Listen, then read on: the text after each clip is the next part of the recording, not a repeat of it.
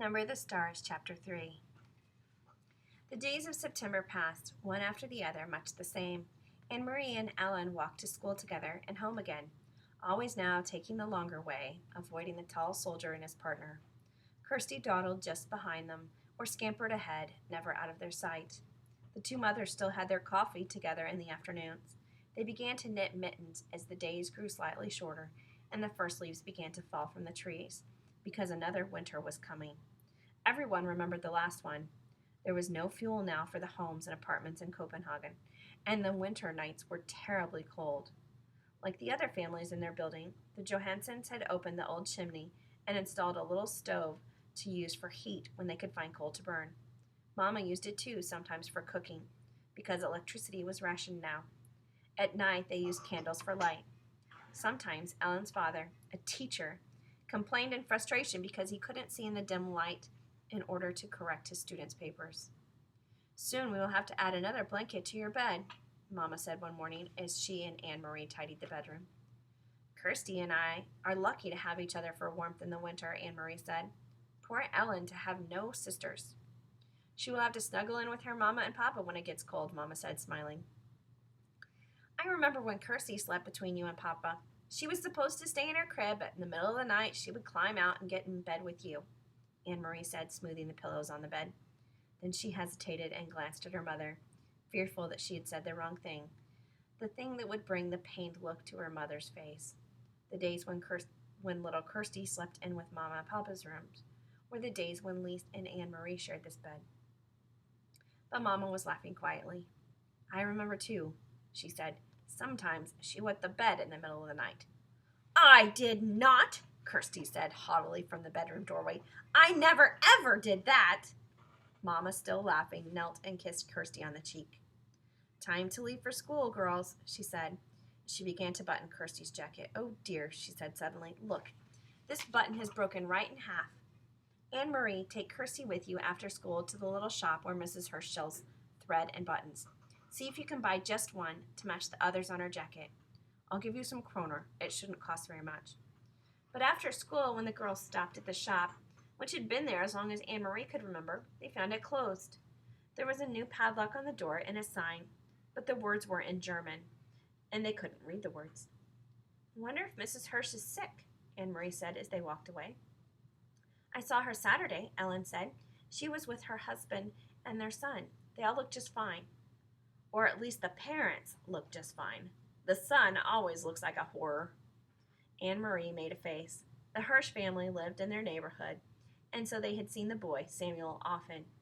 He was a tall teenager with thick glasses, stooped shoulders, and unruly hair. He rode a bicycle to school, leaning forward and squinting, wrinkling his nose to nudge his glasses into place. His bicycle had wooden wheels, now that the rubber ones weren't available, and it creaked and clattered on the streets. "I think the Hirsches all went on vacation to the seashore," Kirsty announced. "And I suppose they took a big basket of pink frosted cupcakes with them," Anne Marie said sarcastically to her sister. "Yes, I suppose they did," Kirsty replied. Anne Marie and Ellen exchanged looks that meant, "Kirsty is so dumb." No one in Copenhagen had taken a vacation at the seashore since the war began. There were no pink frosted cupcakes. There hadn't been for months. Still, Anne Marie thought, looking back at the shop before she turned the corner, where was Mrs. Hirsch? The Hirsch family had gone somewhere. Why else would they close the shop? Mama was troubled when she heard the news. "Are you sure?" she asked several times. "We can find another button someplace," Anne Marie reassured her. "Or we can take one from the bottom of the jacket and move it up. It won't stir very much." But it didn't seem to be the jacket that worried Mama. "Are you sure the sign was in German?" she asked. "Maybe you didn't look at it very carefully." "Mama, it had a swastika on it." Her mother turned away with a distracted look. Anne Marie, watch her sister for a few minutes and begin to peel the potatoes for dinner. I'll be right back." "Where are you going?" Anne Marie asked as her mother started for the door. "I want to talk to Mrs. Rosen." Puzzled, Anne Marie watched her mother leave the apartment. She went to the kitchen and opened the door to the cupboard where the potatoes were kept. Every night now, it seemed, they had potatoes for dinner, and very little else. Anne-Marie was almost asleep when there was a light knock on the bedroom door. Candlelight appeared as the door opened and her mother stepped in. "Are you asleep, Anne-Marie?" "No. Why? Is something wrong?" "Nothing's wrong, but I'd like you to get up and come out to the living room. Peter's here. Papa and I want to talk to you." Anne-Marie jumped out of the bed, and Kirsty grunted in her sleep. Peter! She hadn't seen him in such a long time. There was something frightening about his being here at night. Copenhagen had a curfew, and no citizens were allowed out after 8 o'clock. It was very dangerous, she knew, for Peter to visit at this time, but she was delighted that he was here. Though his visits were always hurried, they almost seemed secret, somehow in a way that she couldn't quite put her finger on. Still, it was a treat to see Peter. It brought back memories of happier times, and her parents loved Peter too. They said he was like a son. Barefoot, she ran to the living room and into Peter's arms. He grinned, kissed her cheek, and ruffled her long hair. "You've grown taller since I last saw you," he told her. "You're all legs." Anne-Marie laughed. "I won the girls' foot race last Friday at school," she told him proudly. "Where have you been? We've missed you." "My work takes me all over," Peter explained. "Look, I brought you something. One for Kirsty, too." He reached into his pocket and handed her 2 seashells. Anne-Marie put the smaller one on the table to save it for her sister. She held the other in her hands, turning it in the light, looking at the ridged, pearly surface. It was so like Peter to bring just the right gift. "For your Mama and Papa, I brought something more practical. 2 bottles of beer." Mama and Papa smiled and raised their glasses. Papa took a sip and wiped the foam from his upper lip. Then his face became more serious. "Anne-Marie," he said, "Peter tells us that the Germans have issued orders closing many stores run by the Jews." "Jews?" Anne-Marie repeated. "Is Mrs. Hirsch Jewish? Is that why the button shop is closed? Why have they done that?" Peter leaned forward.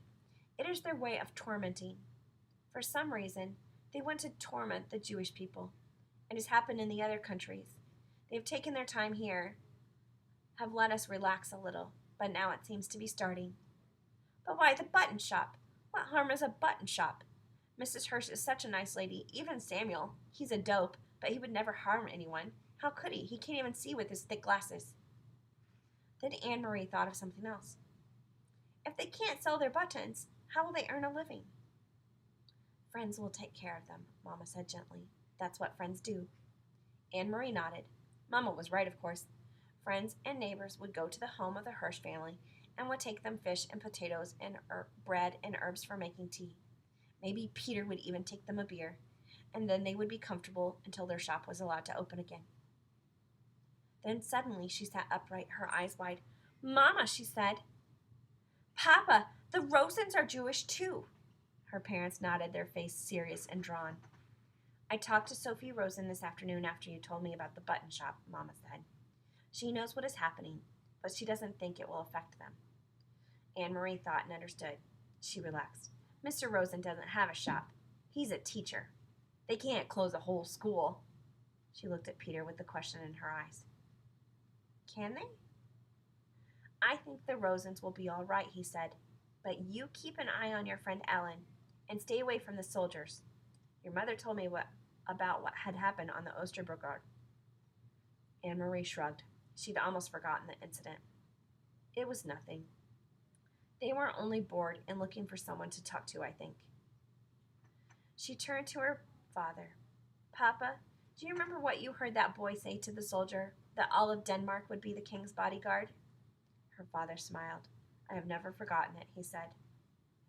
"Well," Anne-Marie said slowly, "now I think that all of Denmark must be a bodyguard for the Jews as well." "So we shall be," Papa replied. Peter stood. "I must go," he said. "And you, Longlegs, it is way past your bedtime now." He hugged Anne-Marie again. Later, once more in her bed beside the warm cocoon of her sister, Anne-Marie remembered how her father had said 3 years before that he would die to protect the king. That her mother would too, and Anne-Marie, 7 years old, had announced proudly that she also would. Now she was 10, with long legs and no more silly dreams of pink frosted cupcakes, and now she and all the Danes were to be the bodyguard for Ellen and Ellen's parents and all of Denmark's Jews. Would she die to protect them? Truly? Anne Marie was honest enough to admit, there in the darkness, to herself, that she wasn't so sure. For a moment she felt frightened. But she pulled the blanket up higher around her neck and relaxed. It was all imaginary anyhow, not real. It was only in the fairy tales that people were called upon to be so brave, to die for one another. Not in real life Denmark. Oh, there were the soldiers, that was true, and the courageous resistance leaders who sometimes lost their lives, and that was true too. But ordinary people like the Rosens and the Johansons? Anne Marie admitted to herself, snuggling there in the dark quiet, that she was glad to be an ordinary person who would never be called upon for courage. That was the end of chapter 3.